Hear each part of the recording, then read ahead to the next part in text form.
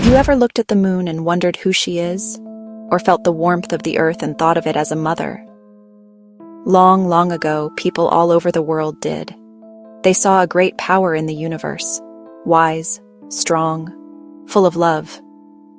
They called this power the goddess. She did not have just one name, thousands, millions, in every village, in every forest, in every mountain. They saw her in the river that gave them water. They saw her in the harvest that gave them food. She was everywhere.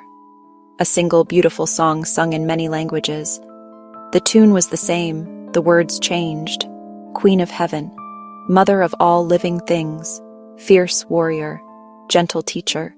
Stories told around fires at night. Long before there were cities or kings, there were people who lived close to nature. They hunted in the forest and gathered fruits from the trees. Their world was the earth itself. To them, the earth was alive. It was a mother. She gave birth to the trees, the flowers, the animals, and even the people. She fed them when they were hungry and gave caves for shelter when it rained. This was the first goddess, Mother Earth, the ground beneath their feet. People made small statues of her. Small ancient fertility figurine, big round belly, large hips. It wasn't literal. It was a symbol. She was the source of all life. She could create everything. She was the goddess of fertility. She made things grow. Seeds sprouted into plants, animals bore babies. Life continued. Now, let us travel to ancient Egypt, a land of golden sands, the mighty Nile River. Here, the goddess with many names was known as Isis. She was one of the most beloved and powerful goddesses in all of Egypt. Her story is one of great love, deep sorrow, and incredible magic. Isis was a queen, married to the great god Osiris, who ruled the world with kindness and wisdom. But Osiris had a jealous brother named Set. Set was the god of chaos and storms. One day, Set tricked Osiris. He trapped him in a beautiful chest and threw it into the Nile River.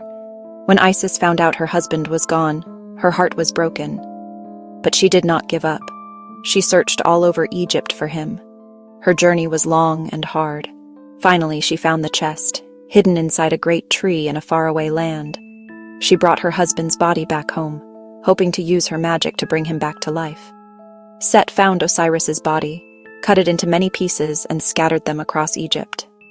Patiently, piece by piece, she found every part and used her magic to reassemble and revive him.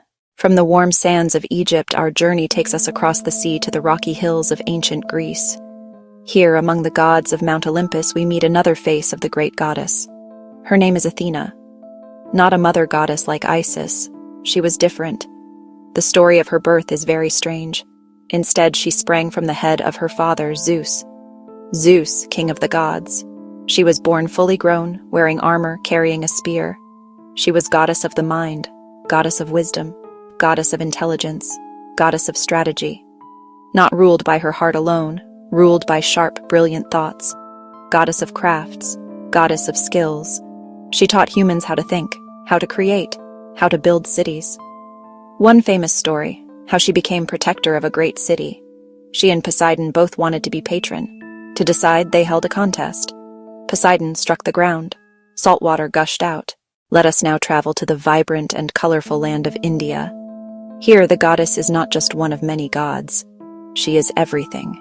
She is called Devi, which simply means goddess. This simple name holds within it countless forms and powers. In India, they believe all goddesses are different faces of the one great Devi.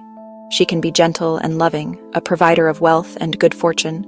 She can also be a fierce and terrifying warrior who destroys evil. Once, a powerful demon named Mahishasura was causing terrible trouble. The gods combined their powers, a burst of divine light, and Durga was born. Beautiful and radiant, yet a mighty warrior with many arms and weapons. Durga rode into battle on a fierce lion. The demon laughed, thinking a woman could not defeat him. They fought a long and terrible battle. The demon changed shape again and again, but Durga was always smarter and stronger, calm and focused. With her divine weapons, she defeated the undefeatable and restored peace. This story is about the fight between good and evil inside all of us. Durga represents the power we have to overcome our fears, anger, and selfishness.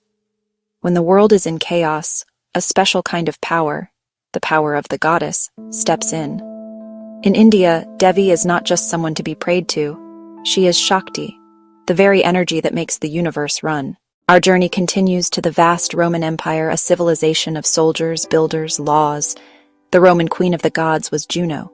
She was the wife of Jupiter and shared his rule over heaven and earth.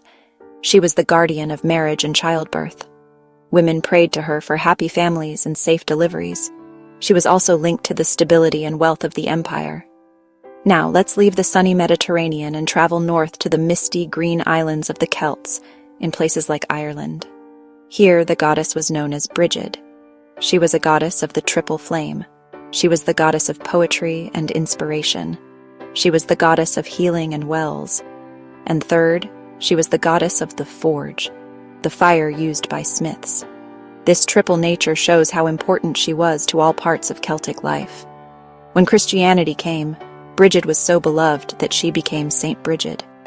Many stories and traditions were transferred to the saint.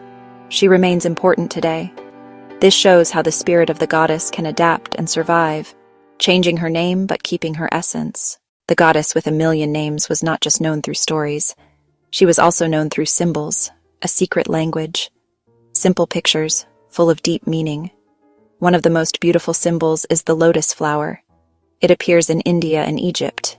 The lotus grows in muddy water, rising above the mud to blossom, a symbol of purity and spiritual awakening.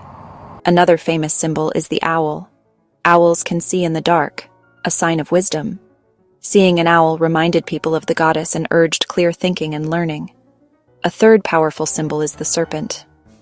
In many cultures, the serpent was not evil. It symbolized transformation and rebirth. It leaves the old self behind and emerges new, a symbol of renewal and passage between life and death. The serpent represented power over life, death, and renewal. She was keeper of the cycle of life, connected to Mother Earth. The lotus, the owl, the serpent. Each symbol unlocks a part of her story. Understanding them gives a richer picture of what she meant to the people who worshipped her. So, we have met the goddess in Egypt, Greece, India, Rome, Ireland. We have seen her as a magician, a thinker, a warrior, and a mother. Why did her story appear in so many places? And why is it so powerful that it never seems to end? The answer is simple. She represents parts of life important to everyone: wisdom, love, protection, creativity. The goddess gave these needs a face and a name. The world can be scary: sickness, hunger, injustice. The goddess offered hope. Isis showed love could overcome death. Athena showed intelligence could solve problems. Durga showed good triumphs over evil. These stories gave people courage. They made them feel not alone. The goddess often represents a different kind of power than male gods, not just thunder and brute force. Her power is subtle: growth, intuition, healing, creation. It mends and nurtures as well as conquers. Her story is timeless because it is flexible. She can change name and form to survive. Like water, she flows and takes the shape of whatever container she is in. Her story is living. It evolves and speaks to new generations in new ways. So what does a goddess with a million names mean to us today, in a world of science and technology? We may not build temples to Isis or Athena anymore, but her spirit is still very much alive. Her story continues to inspire people in many ways. When we fight for what is right and protect the weak, we are channeling the spirit of Durga. When an artist creates, a writer tells a story, a scientist discovers, they touch the spirit of Athena. When a doctor or nurse cares with compassion, they reflect the magic of Isis. They mend what is broken and show love as the greatest healing power. Mother Earth is perhaps more important today than ever. We now understand our planet is a delicate system.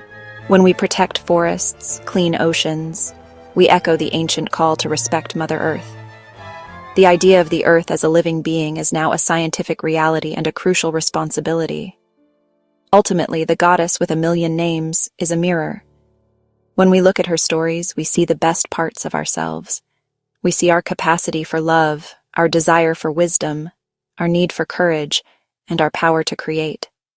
Her legends are not just tales of the past, they are a guide for the future. Her light is the light of hope.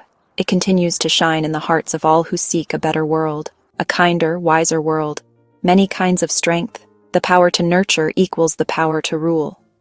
Subscribe to the Swarthy channel for more hidden history.